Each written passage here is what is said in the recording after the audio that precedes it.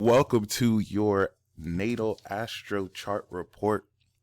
Thank you very much for your patience. This is the Peace Dealer. I hope you gain the utmost of quality from this report.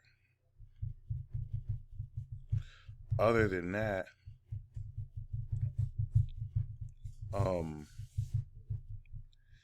yeah, once again, thanks again for your patience. I love that you're born 2002, because this is going to set up a very super powerful dynamic, considering and concerning your generation's calling, okay, of really bringing into fruition the next saga, and not just the next saga, okay? It's definitely something very, very, very, very, very, very important, because a whole lot of how you maneuver your Saturn and Gemini and Neptune and Uranus and Aquarius and Pluto and Sag represents forward moving themes that will definitely allow your generation to normalize a lot of the controversial nature of arts like this, whereas we have to fight just to be taken seriously. Y'all are going to make this normalized. In fact, everything that I'm doing as far as astrology isn't for the people older than me. It's for you guys, because you guys are actually all the Uranus, Neptune, Aqua, Pluto, and Sag. Y'all are going to push humanity forward. Our generation, the 90s kids, literally, our job, all the people born in the 90s are meant to address the fuckery that the older generation led us up to, because we got fucked, and we have to literally destroy it. Like that's why it's so difficult for us, because there's a lot of stuff we want to carry on forward, but we actually can't. We have to destroy it because it's not impurity. Pluto Scorpio. And once it's all destroyed, then Pluto Sag, y'all create from there. So, it's just very, very, very beautiful. And outside of that, it's very, very important. I'm just very honored, regardless, about, to read your chart and to see you're also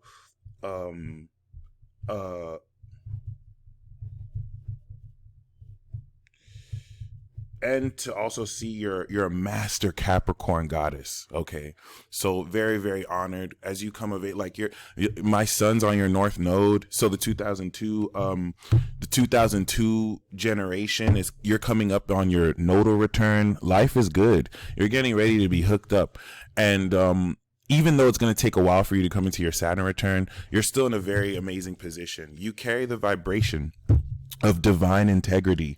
You are the divine goddess director, all right, with the 27-degree Leo rising that gives you royal stature. And I'm going to start there because you have one of the most incredible charts I've ever seen, just based off of the master degrees of your sun, moon, and rising, which note mastery in that you were born with into this lifetime. Okay. What's very important is that, once again, given these outer planets you represent a brand new era and a brand new order. Your generation is one of the first gens, the 2000s, that are going to bring in this age of Aquarius. Like, y'all live it.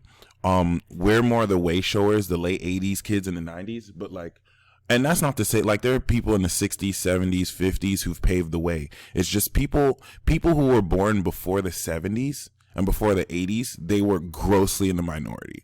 They did not have a community, Aquarius, to like actually share the stuff. They were alienated. They were ostracized. A lot of them paved the way for us to kind of like have an idea, but they were not honored. They were not rewarded the way they were supposed to be rewarded. They were alienated. They were made to feel weird. there wasn't mainstream elements that allowed people to control what they push, so they weren't able to have the influence that we finally have. We're still fighting against a lot of disinformation, but thankfully we can push back because we have our own platform. This is the job of the late 80s and 90s and some of 70s too, where we're really pushing it forward. I mean, I would say our decade has done considerable work with other people in the 80s, 70s, and 60s utilizing this platform. We've really put in a large amount of work in a short time, but it's your generation, the 2000s, that's going to take this to a level we can't take it. That's going to, of course, like utilize all this technological advancement with the youth and the innovative genius. There is no, and I mean, this is my opinion, but there is absolutely no generation that is as genius as yours, save Pluto and Aqua. You're going to resonate with these kids born after 2024 because you guys are going to directly lead them, like us born in the 90s who have Uranus and Neptune and Capricorn are going to lead the Pluto and Capricorn kids. But the thing that's even more amazing here is you have Pluto opposite Saturn in your chart, which is not easy at all. It's actually very difficult, but the same difficult aspect makes you one of the most magically powerful beings ever.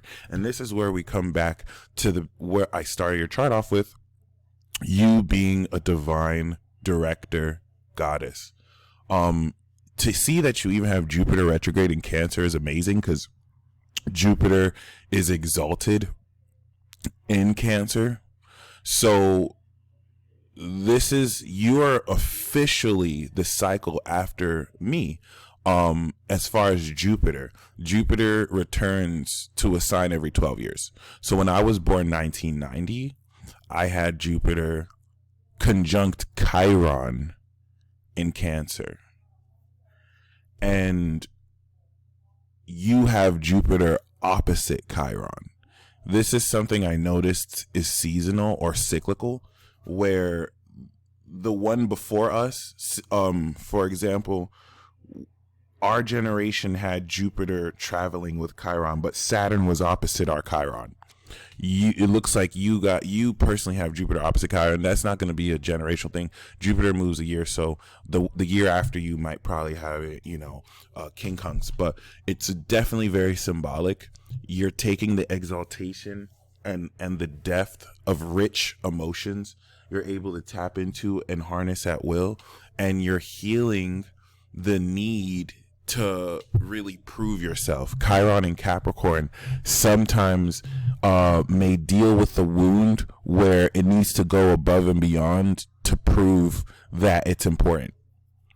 And such energy can manifest in inhibitive practices where you don't necessarily exert all of yourself, even though it's not exactly conjunct, because it's in the same sign as your sun. This makes you a spirit healer through your heart. And I'm waiting to really get to your sun and moon, because it's literally the most potent part of your chart. But it's definitely very interesting to see the contributing factors, Mars and Aries especially, that allows you to be a vessel of the god of war. Even though it's not exactly on your moon, it's close enough, making you very assertive internally and very in tune with what you desire to do. Shout out to Mars and the Aries gang. I have Mars and Aries too. Whenever we decide to take action, before we can think about what we're about to do, we already did it. I think that's something I have a problem with. I don't think you'll have that much issue with it, because Mars and Aries is impulsive, but because you proceed this forward with advanced processing with Aquarius, that's going to allow you to strategize and then act instantly. Aquarius and Aries energy work so well together. And then you have the Capricorn. The Capricorn moon I have was more of a leash to rein in and inhibit my Mars energy, whereas for you, you're going to be more aware of it and directly sensing of it. But that doesn't mean you won't have episodes where you just impulsively take action, especially with Mars that you have square Jupiter. Again, I have that too. When Mars squares Jupiter, we could sometimes do too much and it could be too powerful, or sometimes we could do too much and it'd be too powerful, and it's an amazing thing. So, it definitely speaks of you once again being very super powered.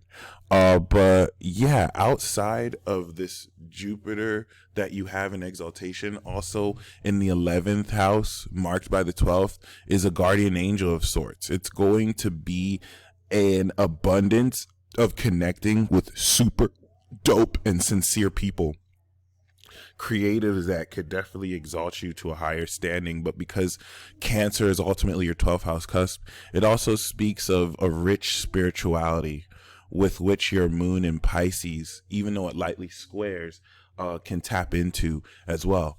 And this is where we get into your master moon in Pisces, Jesus Christ. This forms the most amazing finger of God, Yod, in your chart, with your rising sign being the delineator here, and the essence of peace expressed through your soul, while you also have the sun here at the end of Capricorn, is allowing the fixed nature of Leo to be the intensity and strength of foundation with which allows you to do more in Capricorn and to feel more sensitively in Pisces. It's allowing your own identity and personality to be the focal point with which you could adjust how much more powerfully you exert your 6th house Capricorn energy, or how much more sensitively you're receptive to all the energy in existence with your 8th house Pisces moon, which is exactly what you do.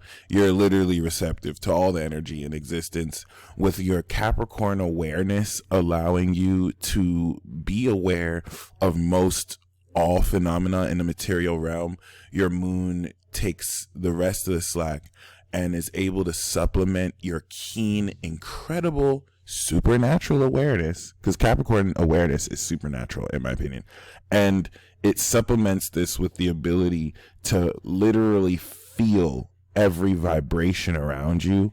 And in the 8th house, utilize your soul as an antenna to pick up on sacred secrets from others. Secrets in the sense of 8th house are other people's resources. So intuitively, this makes you trustworthy, or causes others with trust issues to be intimidated by you, because, you know, within seconds you can disarm a person and get intimate with them immediately.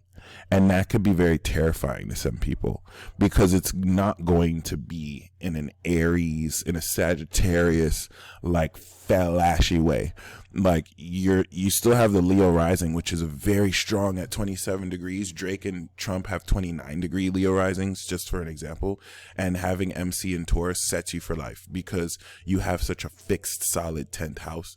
And in fact, with your MC in the 9th, you're meant to teach value. You're meant to teach common sense. And it's interesting to see Saturn in the North Node in 10th. You're destined for true greatness. Even though it's coming out the 11th, the 10th house element here means that you're going to come into amazing power because of the importance of the messages you speak out to the world. That's how people are going to take you serious. With Pluto in the 4th, it's going to be this super intense way to change the way people treat authority, because you show them things that they may not be ready to see, or you show them things that are subject to twist. You know, people can twist the meaning of what you show, but still, you know, it speaks for itself. So keep that in mind, because to have Saturn in the 10th, where it rules, is one thing, but opposite Pluto is a whole other thing entirely. You have to throw away textbook definitions, because Pluto in the 4th, ruled by the 5th, has the potential to take every facet of the rules, if we think of Saturn as your authority, and transform entirely what, constitutes respect to gain from it. So, this makes sense, because your coming of age when you come in your Saturn return it's going to be after Saturn and Taurus, and that's going to be off the heels of the destruction of the current order, where you guys are going to be coming in to recreate everything. So that makes sense that it'll be transforming. But seeing that it's in the same sign as your North Node means that your karma and your destiny are aligned in truth.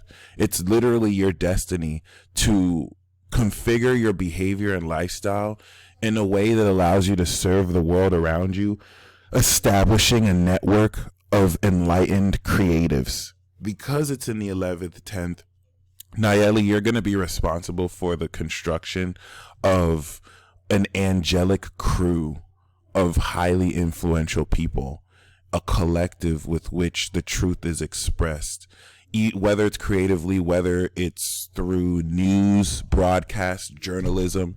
That's really all going to be determined by you. And it's this year that you come into the nodal return that's going to begin to give you insight into how this is going to take place, what it's going to look like. It's okay if you don't have all the answers now, but the tide is going to start turning to really, get ready for this quite accordingly. Okay. What's even more exciting about your chart, to be honest, is also really taking into consideration the power of your spirit and seeing that your Venus is 29 degrees means that you have and are the very peak level of beauty. Okay, I take 29 degree planets very seriously because they're legit. 29 degrees in astrology is an anaretic degree of challenge that speaks not only of mastery, but also suggests that you are so good at this lifetime. Your past life suggests that, your past life suggests that you've had to experience accordingly your past life, you were so good at this that, and when it comes to beauty, when it comes to the integrity of beauty, and when it comes to utilizing beauty, when it comes to being able to open doors and do things with your beauty, Venus in Capricorn is an incredible beauty. Okay. For example, I'm going to give you a Instagram page. Yes, Julian Goddard, gorgeous woman. She's a Pisces. She also has 29 degrees Capricorn Venus. So there's just like a certain finesse with the way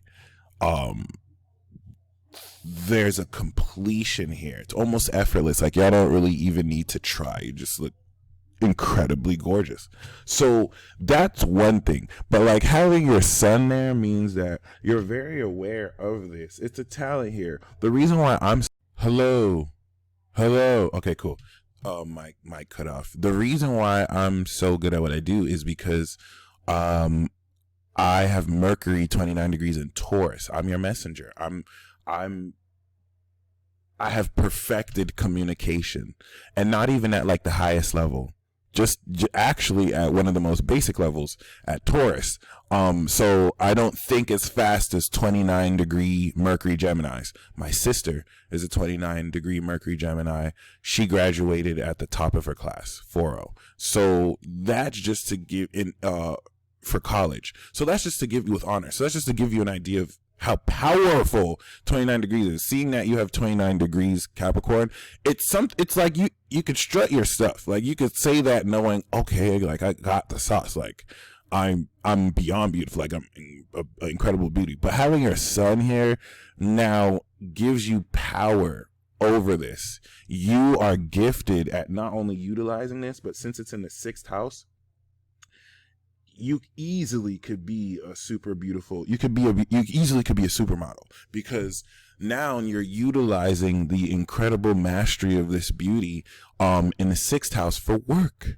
So this is something that, as Pluto and Saturn retrograde over, which is the most impacted part of your chart right now, you and your beauty is coming through the great awakening.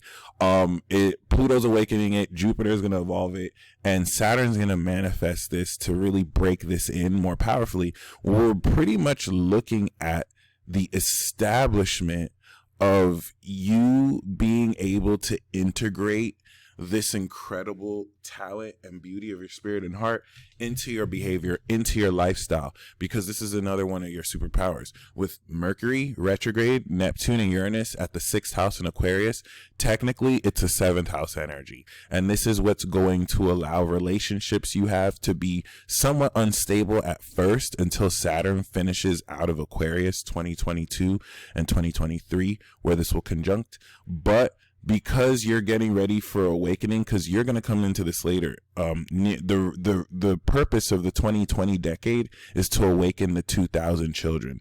By 2027, by 2028, Pluto will barely finally reach your Neptune. It's not going to awaken Neptune and Uranus until the 2030 decade, where you guys truly awaken. And the power y'all are awakening, my friends, is ultimate clairvoyance. Like, you can see all the energies subatomically. Uranus and Neptune that you have on Mercury, claircognizance. So like on the 7th, you can directly read people's minds. You already can do this, but by the time this perfects, you could literally scan a person's mind and read it and just see what they're thinking, and not in the intrusive way where it's like you're going into people's secret spots and reading their minds. It's like you can just literally read it because they're thinking. It's not like you're intruding. It's like you're just seeing what's already there. And this is going to add another dimension to experience with which you're going to teach the rest of humanity, which is what your generation will teach rather, and just kind of just shock our minds with how gifted y'all are. But you know, even though you guys are coming into this energy young, it's still going to take a while, because Aquarius energy alone activates like post 50s. But that doesn't mean you're not going to come into this as young as you are, because you're a Capricorn goddess. So Capricorn women mature a lot older than most people too. And once again, a lot of other people's behavior and your behavior is influenced by the integrity of your heart. You're very serious about it. You don't play games with that. So this is also very important, because this integrates this sense of beauty and class in not only your behavior and lifestyle, but beautifies your lifestyle. It makes your routine something that's beautiful to do, which could also set you up to be a life coach. It could set you up to serve in a way to really help people live more incredible lifestyles. This is something that, as a Leo rising, is opening up for you, because the 6th house is transforming to bring out a greater lifestyle of luxury as you step more into adulthood. Once again, though, being born 2002, you're going to be 20 in another 2 years.